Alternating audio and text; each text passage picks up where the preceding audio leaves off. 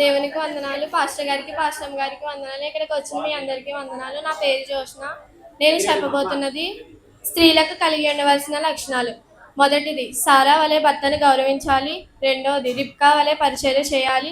మూడవది, లేయా వలె ఓర్పు కలిగి ఉండాలి. నాలుగవది, హెబ్రే స్త్రీల వలె ఆత్మీయతలో చురుకుదనం కలిగి ఉండాలి. ఐదవది, ఆత్మీయత యెఫ్తా కుమార్తె వలె సమర్పణ కలిగి ఉండాలి. ఆరవది, దెబోరా వలె కుటుంబంలో సంఘములో తల్లి వలె ఉండాలి. ఏడవది, రూతు వలె అత్తను హత్తుకొని ఉండాలి. ఎనిమిదవది, అన్న వలె ప్రార్థనలో పడుదలగా ఉండాలి. తొమ్మిదవది, యాయేలు వలె ధైర్యముగా ఉండాలి. పదవది, ఘనమేయురాలి వలె దైవజనులకు షూనేమీరాయలకు దైవజనులకు ఆతిథ్యము ఇవ్వాలి.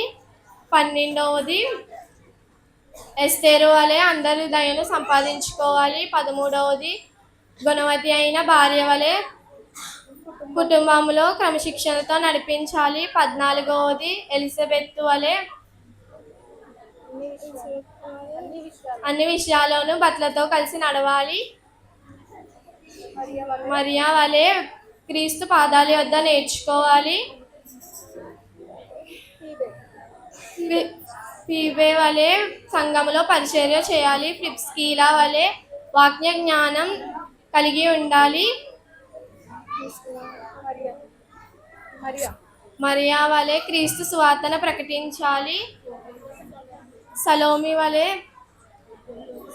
వలె ఆత్మీయతమైన ఉన్నతి కోరుకోవాలి. ఫెర్సీసు వలె ప్రభునందు ప్రయాసపడాలి. 20, ఆస్కా వలె భర్తల అభివృద్ధికి తోడ్పడుతూ కలిగి ఉండాలి. Thank you.